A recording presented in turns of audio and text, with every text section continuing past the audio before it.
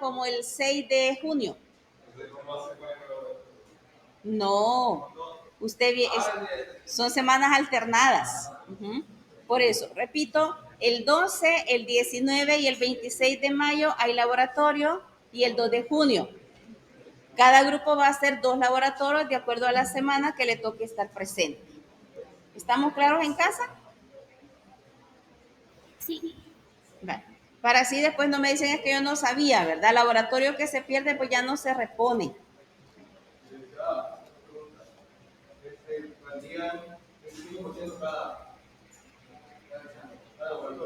¿Sí?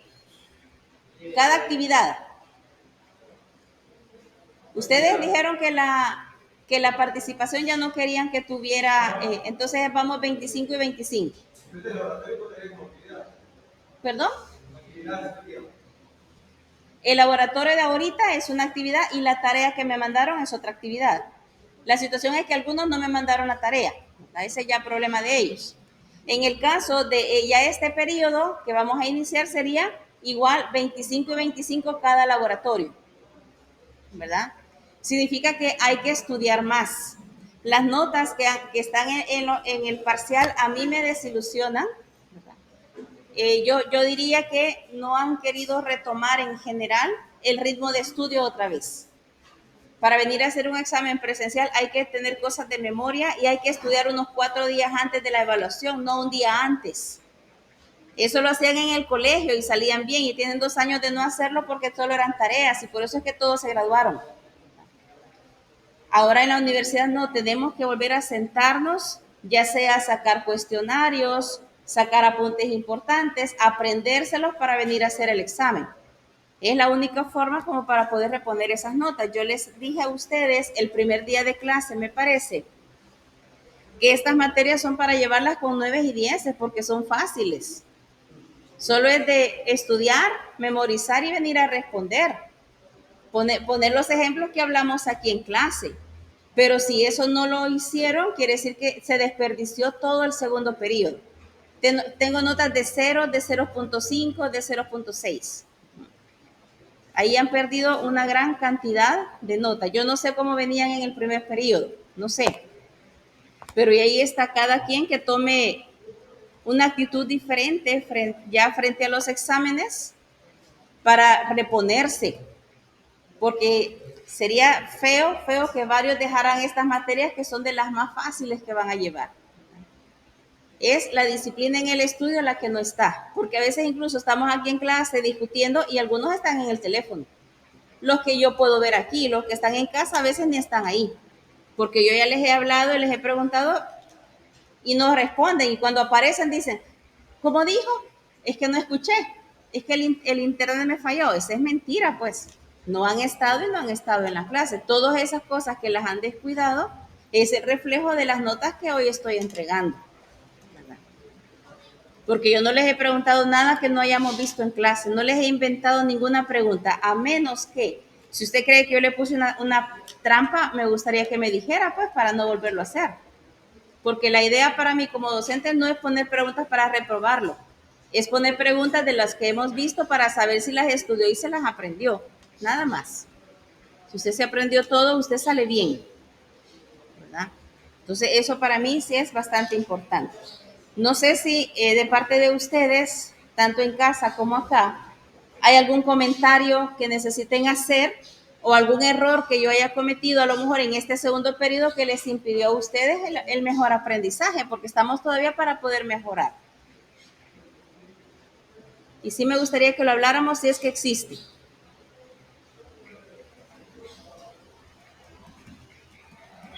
Dígame. ¿Podría hablar más alto, por favor? Me gustaría un poco de que, digamos, al final de la clase nos podría dar unas preguntas para que nosotros las podamos contestar en nuestra casa, para, digamos, así nos vayamos aprendiendo más. Bueno. En el caso de eso, yo lo podría hacer, Edwin, pero a lo mejor estaríamos hablando de unas 3, 4 preguntas generalizadas del tema, no puntual como va en el examen. Pero sí es algo que lo podemos poner así, lo podemos hacer, ¿verdad? ¿Alguien más? Yo les decía la pregunta, más que todo ahorita, sobre el parcial, ¿cómo sería? Porque los listados han comentado que el parcial de ahí sería de manera acumulativa. De manera, no, yo no se los haría acumulativo. Si usted ya leyó el reglamento, es obligatorio hacerlo acumulativo en todas las materias. Pero yo siento que si con un periodo salen mal, los mato si se los hago acumulativos. Definitivamente. Entonces, para mí el tercer periodo estaría comenzando, creo que desde racionalismo, que es lo que el renacimiento, creo, eso ya no lo metimos en el parcial. Para mí el tercer periodo sería desde aquí para allá. ¿Alguien más? ¿En casa cómo estamos?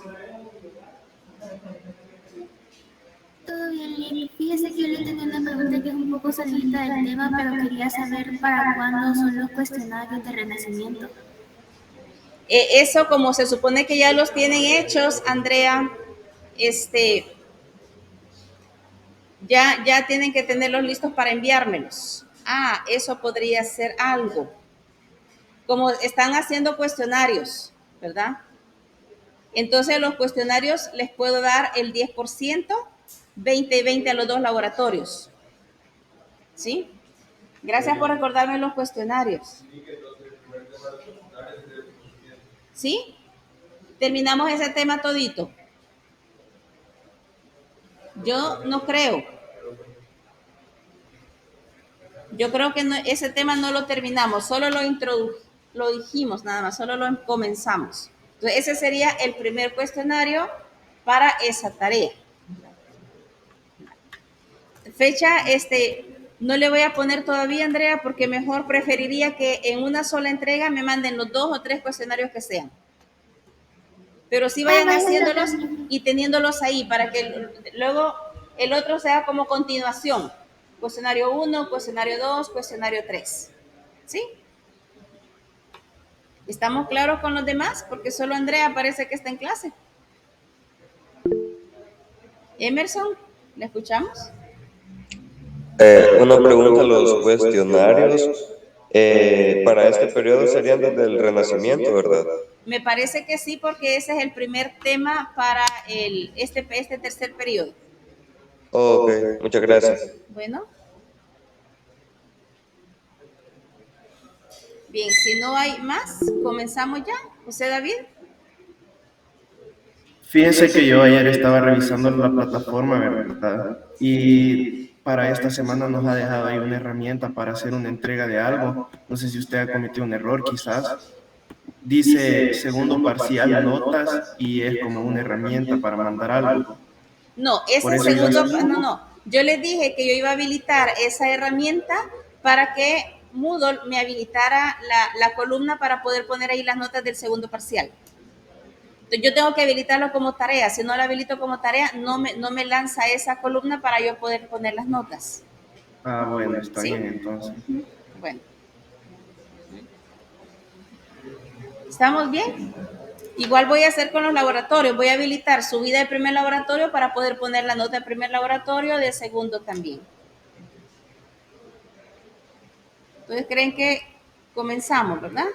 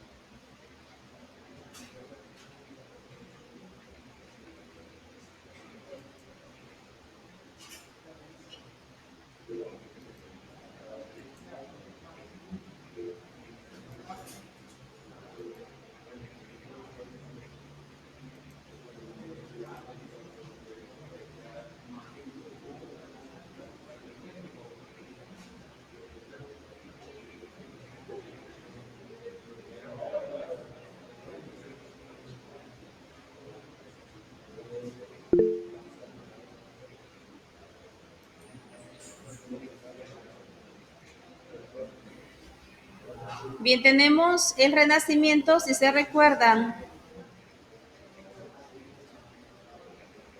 Habíamos hablado un poquito ahí de que San Francisco todavía tenía también alguna gran influencia en ese periodo, porque todavía se hablaba o se trataba de admirar todo lo creado, todo lo que rodeaba a la gente, a los demás. Y la escolástica fue absorbida por dos grandes empresas intelectuales, entre el cristianismo y el aristotelismo. Una de las preguntas del parcial era cómo fue recibida la filosofía de Aristóteles, y lamentablemente muchos me pusieron muy buena, pero Aristóteles no fue bien recibido, hasta la iglesia prohibió leer sus escritos, ¿verdad? Entonces no fue recibida muy buena, fue rechazada. Significa que estas dos grandes empresas intelectuales eran opuestas. El cristianismo no se llevaba bien con lo de Aristóteles, y por eso me lo menciona como dos fuentes separadas. Habíamos ya hablado que eran tres las materias, por decirlo así, que se estudiaban en esa época: la gramática, la retórica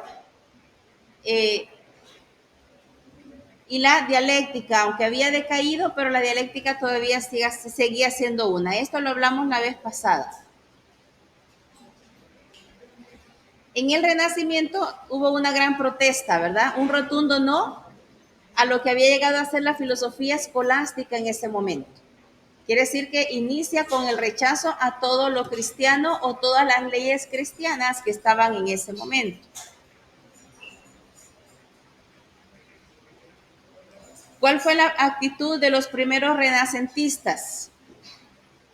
Un ilusionado abrirse a la belleza de la vida y valor que la naturaleza tiene por sí misma. Pues aquí se ve reflejada la influencia de San Francisco. Siempre admirar todo lo que le rodea. También les decía yo que en esta época surge una gran admiración por toda la cultura griega. Me parece que yo había mencionado que es la época donde surgen los gimnasios, y que todavía existen los gimnasios, ¿verdad?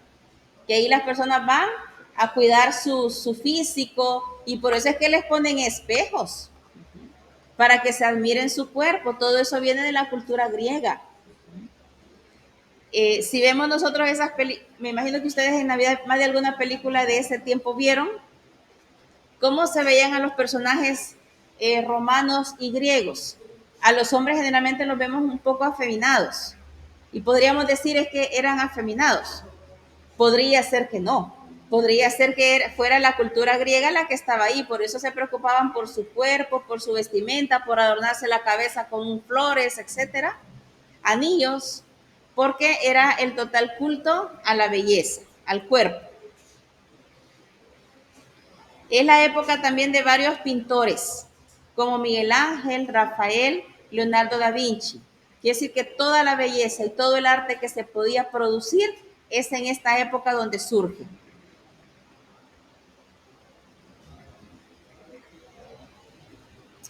También vimos de que todas estas contraposiciones de las dos corrientes que habían, comienza la secularización. Y dentro de las más fuertes sería el anticristianismo y el ateísmo. ¿Qué es el ateísmo? Alguien que niega la existencia de Dios. Pero por ahí dicen que cuando se niega la existencia de algo es porque se cree que eso existe.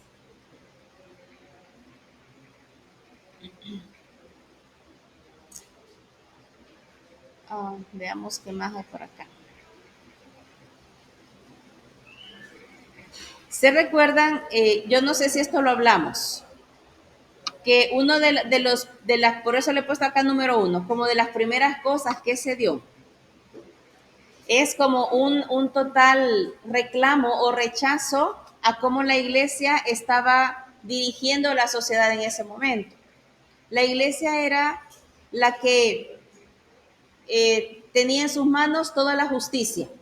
Si alguien cometía un delito, era la iglesia la que decía cuál castigo se le iba a dar, cuál penalidad se le iba a dar.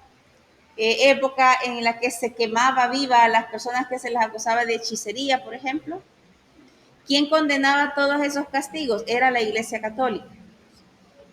Había un abuso de parte de ella. Pero el abuso que se dio o el rechazo que se dio en esta parte, desde el punto de vista cristiano, es sobre las atribuciones que se daban con respecto a las indulgencias. Quiere decir, a las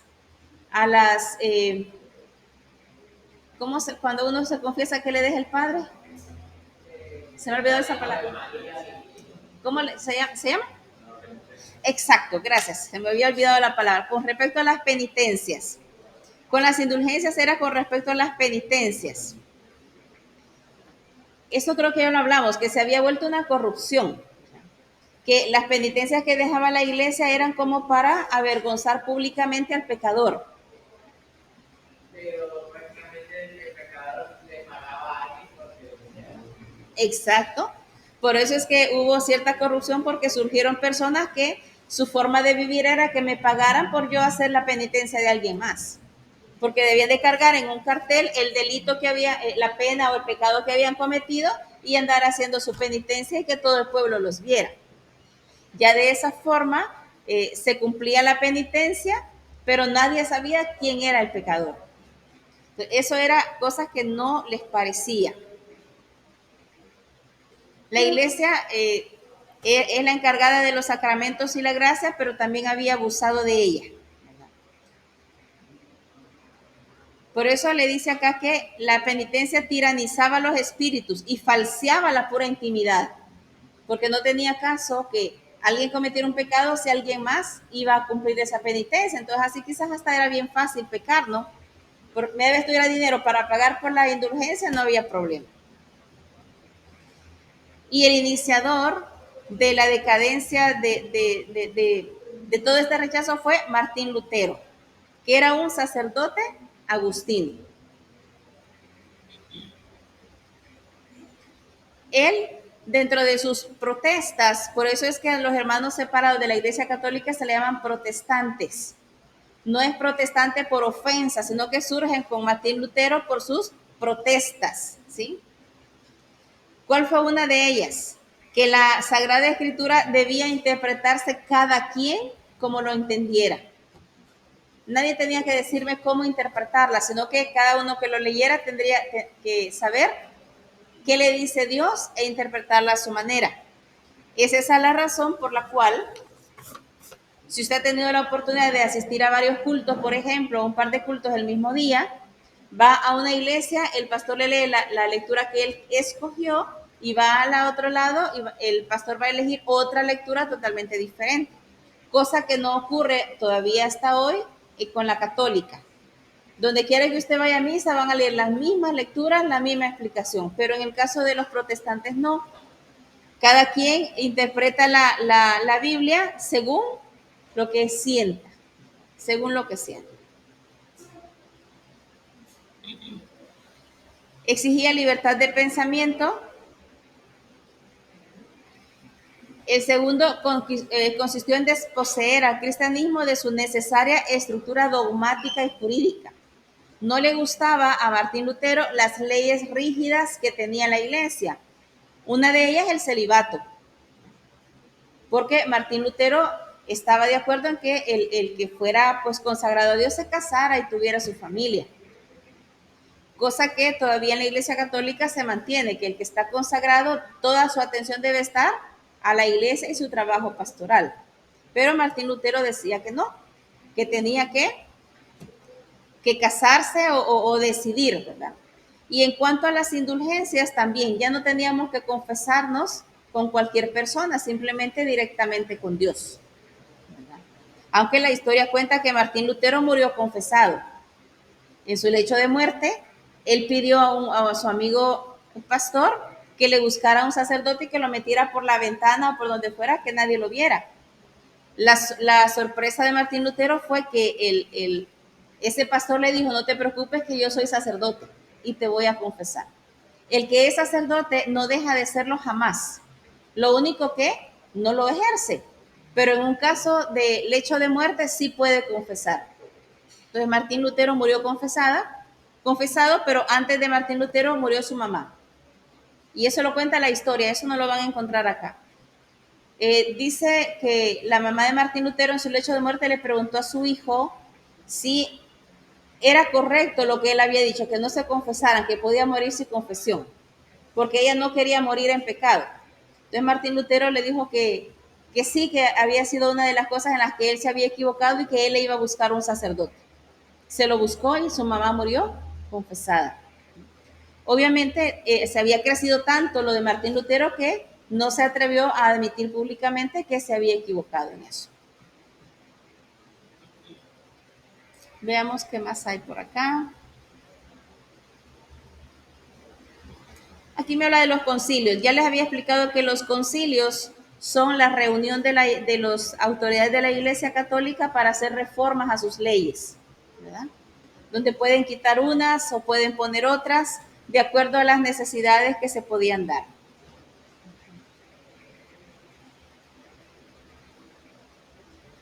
Y aquí está el resumen, ¿verdad? Donde le dice cuáles son las dos protestas o cosas importantes que se dieron.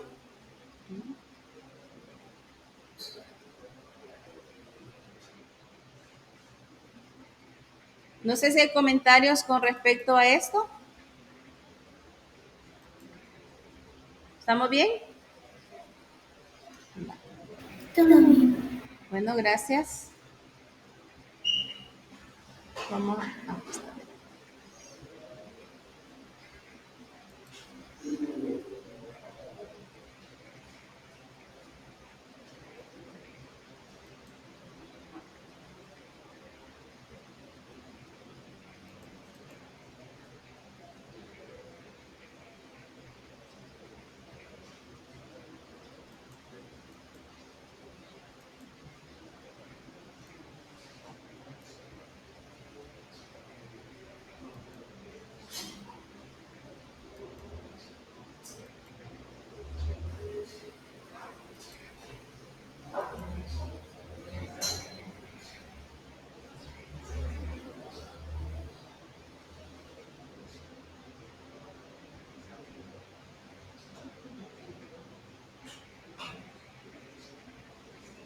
Vamos entonces a iniciar, no creo que lo terminemos, a otro filósofo bastante famoso que todavía se escucha, pues, que es René Descartes. René Descartes se llama.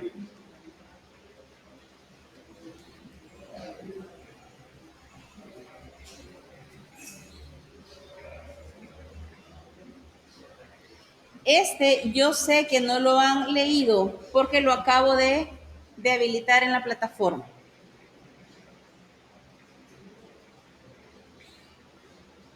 A ver.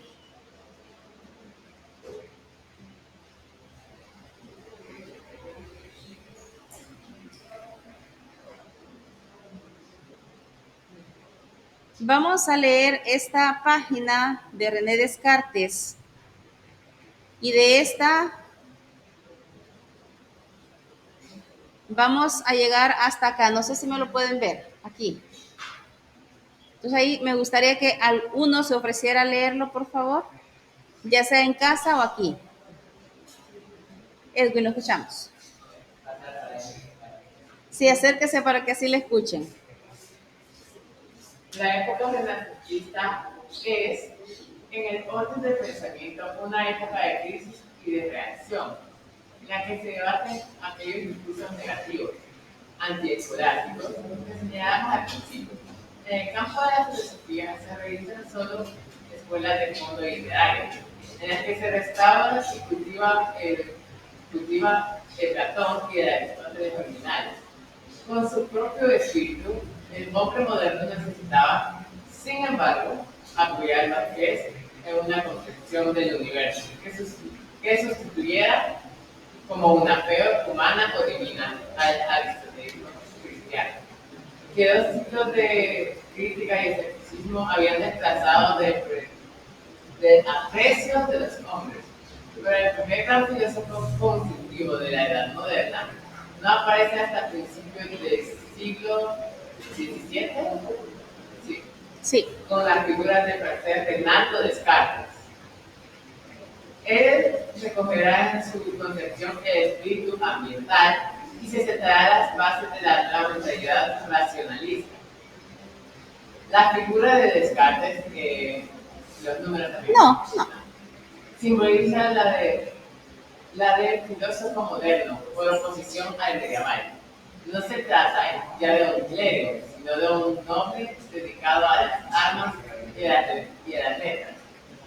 Tampoco escribe solamente en latín, sino que inicia el uso para fines científicos de su lengua nativa, el francés, que utilizaba con particular elegancia. Descartes fue un espíritu universal, en que se comprendía toda su época. Estudió en el mejor colegio de Francia en su tiempo, el de la Fleche, Fleche. ajá, regentado por los jesuitas, donde entró en contacto con los 100, Ya le arreglo la página, espérate. con la, Se lo voy a hacer un poquito más grande. con la ciencia y la filosofía, todavía oficiales y actuales, de corte aristotélico y escolar. Conoció toda la matemática y la física de su época, en cuyos dominios es también una primera figura de la historia. Viajó por Europa, tomando parte bajo distintas banderas en la guerra de la religión. A los 32 años, todo el mundo de conocimiento, de ideas y de ambiente de su época gravitaban sobre su mente. A esta edad decidió retirarse a la soledad para meditar serenamente sobre aquel complejísimo mundo cultural a que no veía unidad ni base ni sentido. Bien, gracias, hasta ahí vamos a llegar ahorita. Gracias. Fíjense, me habla ahora la primera figura de la época renacentista era ahora Descartes. Vea que era interesante. Descartes le dice que él era un noble, y acuérdese que el noble, el de dinero, pues de la época, ese tenía todas las posibilidades de estudiar. Entonces no era alguien haragán, sino que era alguien que se dedicó al estudio, porque le dice que dominaba algunas ciencias, pero también fue alguien que ejerció las armas. Aparte de que era filósofo, que le gustaba analizar, escribir, también era alguien que andaba pues ejerciendo las armas, y en ningún momento habla acá que él se retiró de las armas. Dominaba algunos idiomas, pero el francés era el que más se le daba. Por eso le dice que lo dominaba con elegancia. ¿En dónde estudió? En el mejor colegio de Francia, que es el de Fleche. ¿A dónde estaba o quiénes eran los que enseñaban ahí? Eran los jesuitas, sacerdotes jesuitas. Fíjense, aunque él no estaba tan apegado en la escolástica. Por eso le dice que él estudiaba la filosofía, pero tenía algo impregnado de la escolástica por el lugar donde estudiaba. Los jesuitas obviamente le iban a meter todo lo que pudieran de religión. Ahí él entró en contacto con las ciencias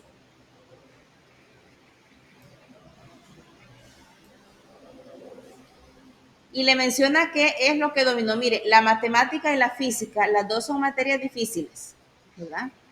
Por lo tanto, no era alguien haragán. Al principio, ¿se acuerda que decíamos? El filósofo era aquel haragán que no hacía nada, que solo andaba observando. Esos fueron los primeros. Ya los de esta época ya todos eran estudiados, no eran cualquier persona. Pues. Le dice que viajó a Europa y esto es lo interesante, tomó parte en distintas banderas. Hoy lo llamaríamos, a lo mejor fue un vendepatria, ¿verdad? Eran guerras, obviamente, de religión. Estamos hablando de las cruzadas. ¿Se acuerdan que hablamos de las cruzadas ya? Entonces, donde iban a guerra a obligar a convertir al pueblo que ellos atacaban. Quiere decir que Descartes, a quien le pagaba mejor, con ese se iba a pelear. No importaba de qué bando fuera. Podía estar hoy en un bando y si el contrario le pagaba mejor, se pasaba con el otro. ¿Y qué? Él iba por lo que le pagaran. Relativamente joven, fíjense, 32 años. Yo sé que a ustedes, por su edad, la mayoría de ustedes piensan que alguien de 30 años ya es un viejo. Pero cuando lleguen a esa edad se van a dar cuenta que no se van a sentir viejos. 32 años es bastante joven, es un jovencito. Tenía todos los conocimientos y las ideas. Entonces, él tenía como en su cabeza un eterno pleito. Como había conocido muchos aspectos en las guerras de las cruzadas, pero también sabía mucho de las ciencias, en algún momento él comenzó a dudar y le entró duda de todo lo que había aprendido. Entonces, ¿cuál es la verdad? Por eso le dice que a esa edad decidió retirarse a la soledad para meditar sobre aquel complejísimo cultural que no le veía ni pies ni cabeza, diríamos ahorita. Él tenía tanto conocimiento en su mente que no sabía cuál era la realidad. Entonces se retiró para poder analizar.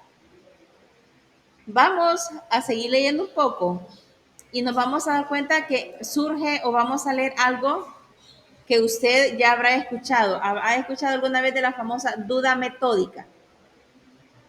De la duda metódica, no. Ah, bueno, entonces hoy la vamos a conocer. En casa tampoco, me dicen.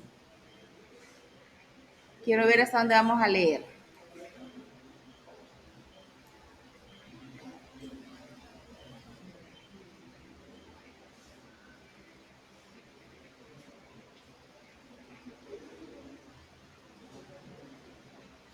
Bien, vamos a leer hasta aquí, donde estoy señalando con el cursor, para ir despacio.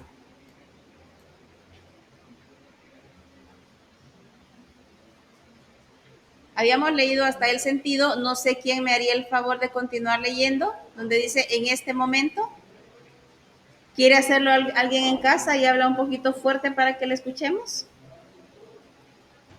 Si quiere, Gabriel. ¿De acuerdo? Gracias.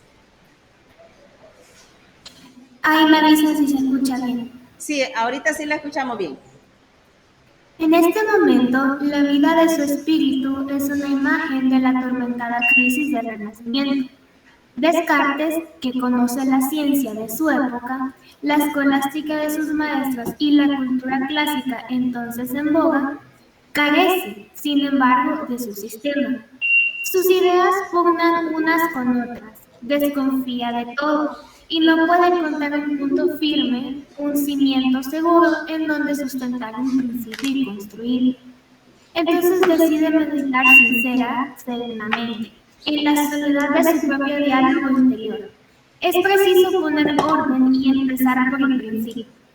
Cuando un hombre empieza a fallar todos los negocios y empresas que creía sólidos y en los que asentaba su vida y llega a desconfiar de los amigos o consejeros que le rodean, delibera consigo mismo.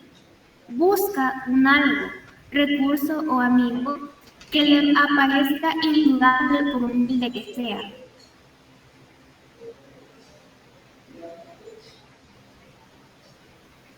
Y a partir de él emprende un nuevo camino, duro quizá, pero seguro, diáfano y asentado en tierra firme. Descartes quiere hacer lo mismo con el medio cultural en el que se haya envuelto, y para ello sienta el principio de desconfiar de todo, de partir de una duda universal. Es frecuente interpretar que Descartes hace con esto una profesión de escepticismo, pero nada más alejado de la realidad, porque ni la duda cartesiana es escéptica ni lo es su intención, que antes bien se dirige precisamente a salvar al hombre del escepticismo que le amenaza. La duda que propugna Descartes no es una duda real, sino metódica. Descartes busca, ante todo, un método, su obra fundamental, y muy breve se titula Discurso del método. Método viene de las palabras griegas odos, que significa camino, y meta, que significa hacia. Camino, dirección, que lleve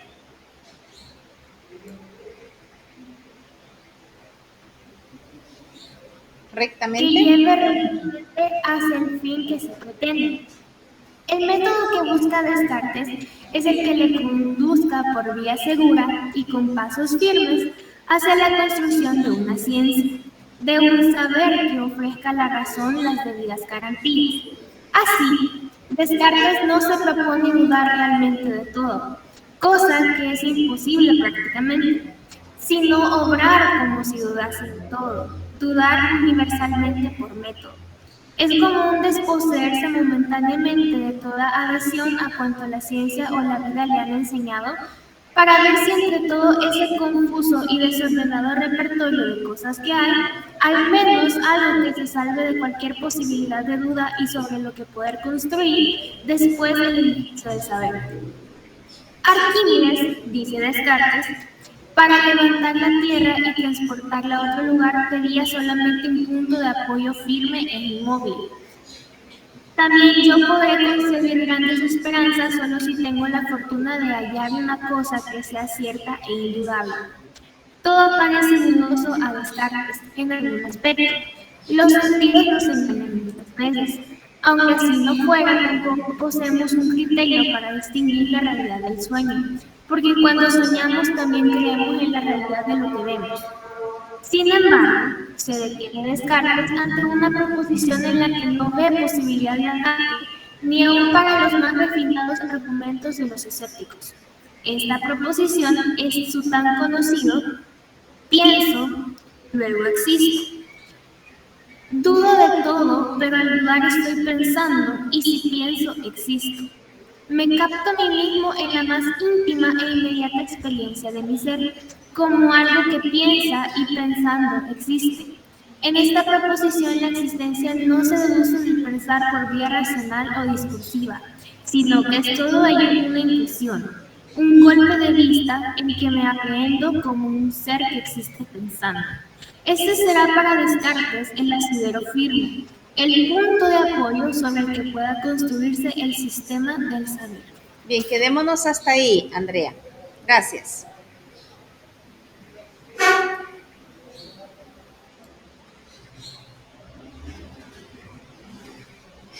Entonces, vea, hoy platíquenme ustedes, ¿qué captaron de lo poquito que acabamos de leer?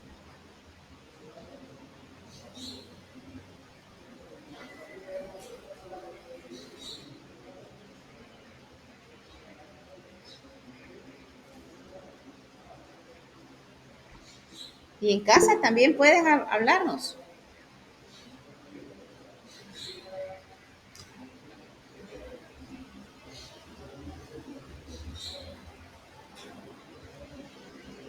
Yo lo que entendí fue que como que a Descartes se le juntaron demasiados conocimientos y como que le costaba relacionar las ideas porque se contraponían unos a otros. Entonces, como para salir de ese conflicto interno que tenía él entre tanto conocimiento, empieza esto de que empieza a dudar universalmente de todo, como para, no sé, intentar construir una base fundamentada o una idea concreta en la cual pudiera unificar o sacar alguna conclusión de algún tema o de lo que le estuviera estudiando en el momento. Así es, muy bien. Emerson, gracias. ¿Alguien más?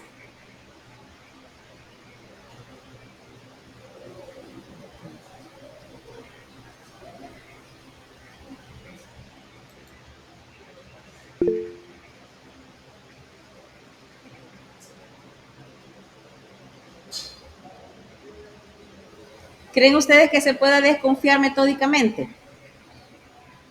Según lo que nos empieza a plantear Descartes, ¿se podrá desconfiar metódicamente?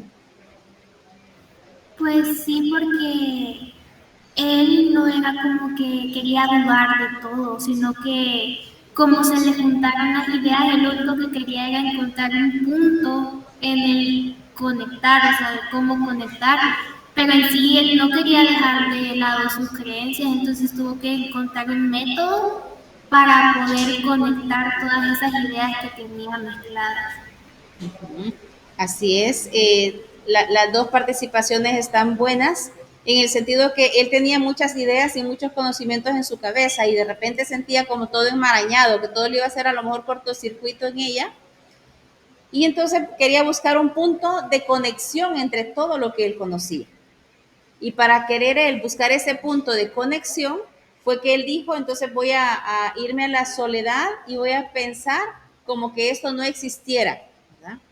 A eso se le llama duda metódica. Es como que yo dijera, por ejemplo, es que los 5, 2, 4, 6 pupitres que están ahí al principio no existen.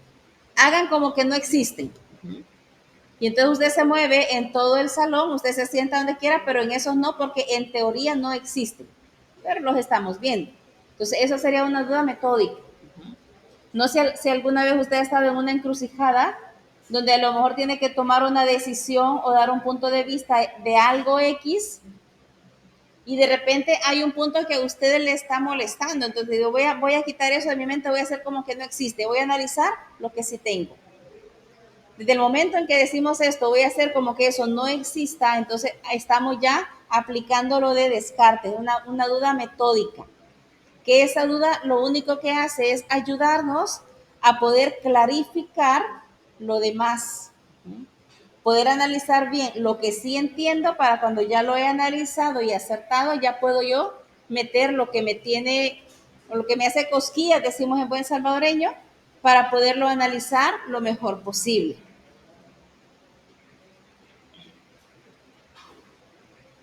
Por eso le llama metódica, quiere decir que sí existe, pero en un momento no, en la mente de cada uno de nosotros.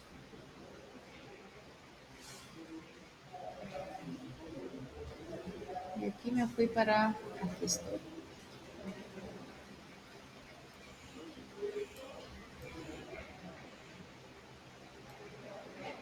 Por eso le dice, sino obrar como si dudase de todo, dudar únicamente por método.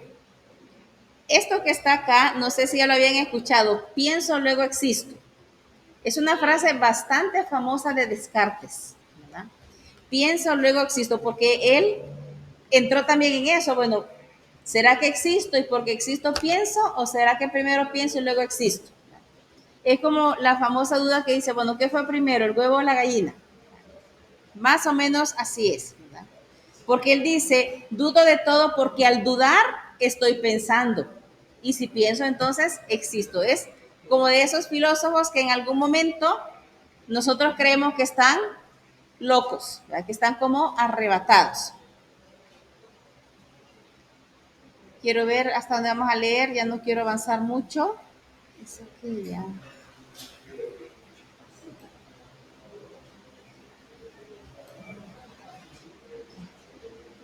¿Dónde voy?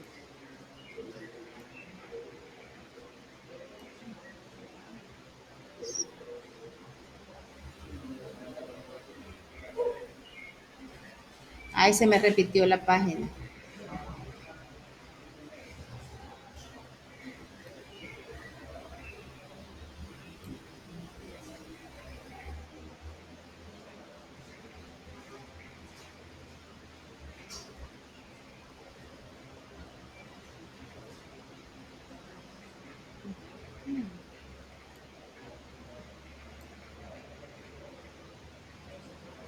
Bien, vamos a llegar hasta aquí donde dice racional del conjunto. Ya nos ubicamos. Quiero ver hasta dónde leyó Andrea.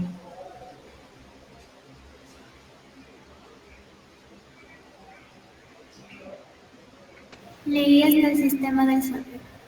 ¿Hasta dónde, Andrea? Aquí, ¿verdad? Sistema del saber. Ah, vale, bien, gracias. No sé quién me continuará leyendo. A continuación trata Descartes. Aquí los veo sin ganas a ustedes ahora. Yo no sé en casa, pero aquí lo veo bien así. Pero ni yo que he pasado enferma todos estos días.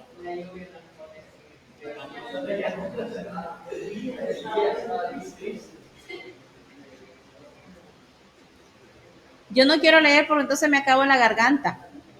Por eso les pido que me ayuden. ¿Usted quiere leer? Hágame el favor, ¿sí? Donde usted se sienta más cómodo.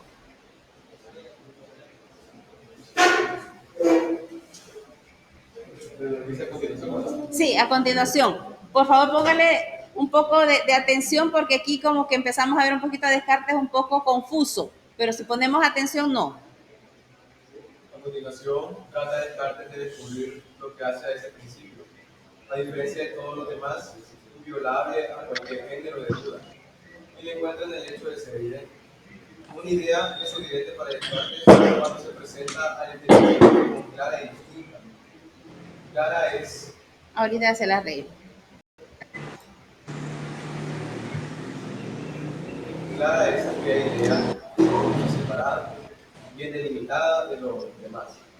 Distinta, aquella cuyas partes o elementos se destacan y ordenan con nitidez en su interior.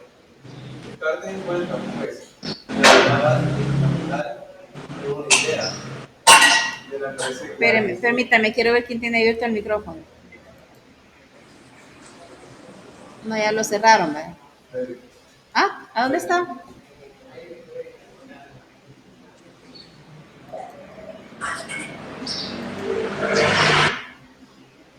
Ya lo callamos. Bien, hoy sí. ¿Qué le parece clara y distinta? La verdad, para la filosofía anterior era una propiedad del oficio, consistía en estar de acuerdo con la realidad exterior. Es verdad, una afirmación cuando reproduce lo que es.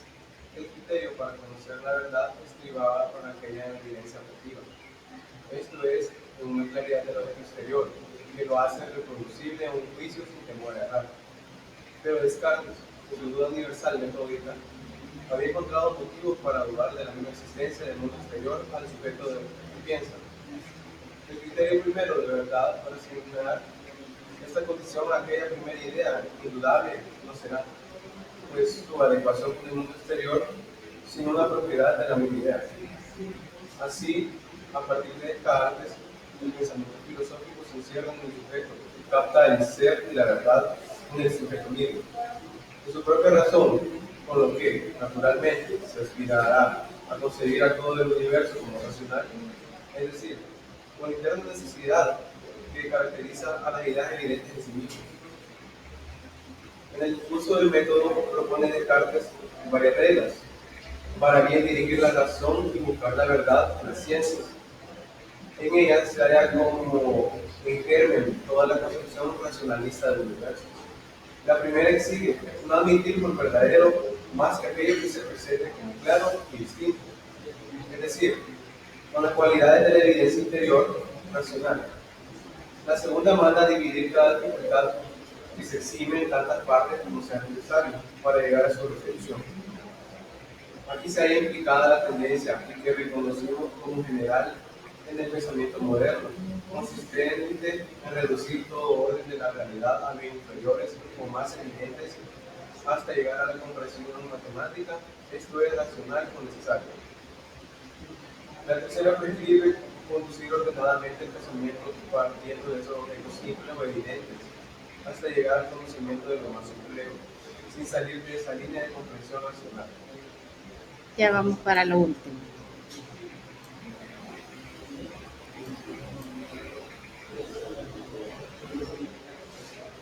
Ajá. La cuarta, en fin, sugiere hacer recuentos y revisiones generales, para no perder de vista la estructura racional del mundo. Hasta ahí.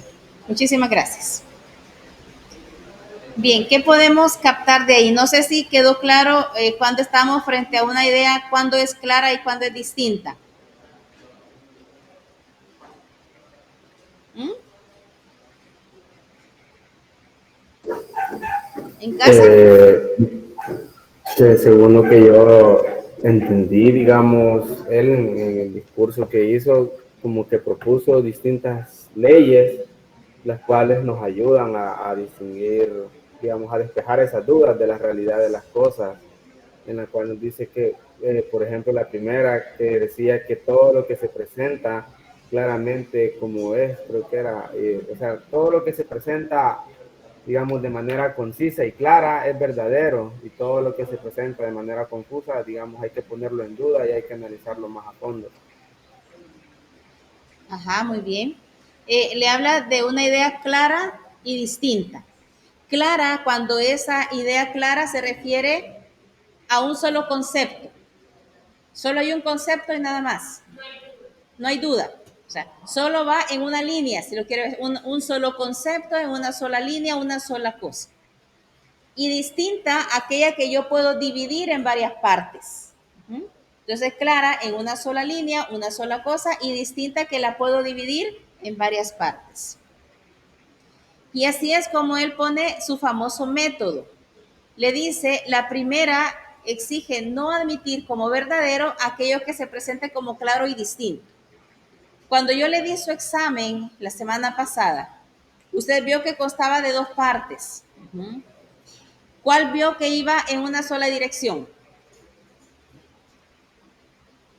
¿En cuál de las partes solo cabía una sola respuesta? En la primera parte. Entonces, la primera parte era mi idea clara. ¿Y cuál era la idea distinta? La parte 2. Porque la parte 2 era unas preguntas abiertas y usted podía escribir, de acuerdo a lo que se refiere, con sus palabras, su respuesta. Entonces, clara, una sola dirección, distinta, varias. Le dice, la segunda manda a dividir cada dificultad en tantas partes sea necesario para su resolución. Le aseguro que de un examen de cualquier materia, usted la primero que resuelve es lo más fácil. Y deja por último lo que usted tiene dudas. Eso, usted está aplicando el método de Descartes. Busca, divide su examen en dificultades y agarra primero lo más fácil porque se voy a afianzar lo que cité. La tercera le dice, prescribe conducir ordenadamente el pensamiento partiendo de objetos simples a los más complejos. Y es la manera de resolver cualquier problema. Vamos de lo más fácil a lo más difícil. Y la cuarta le dice, hay que hacer revisiones y recuentos generales. ¿Alguna vez usted ha entregado un examen sin revisarlo antes de entregar? Solo lo termina. ¿Verdad que no? Usted ve lo más fácil, lo divide, resuelve lo más fácil, después se va a lo más complejo y en la cuarta se pone a revisar.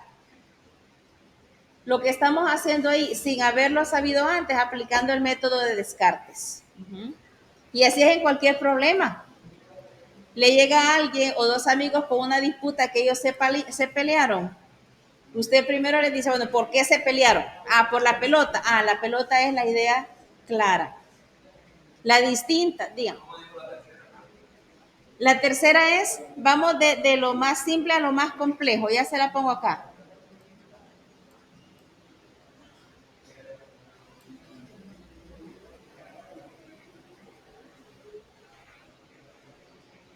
Vamos ordenando todo de lo simple a lo más complejo.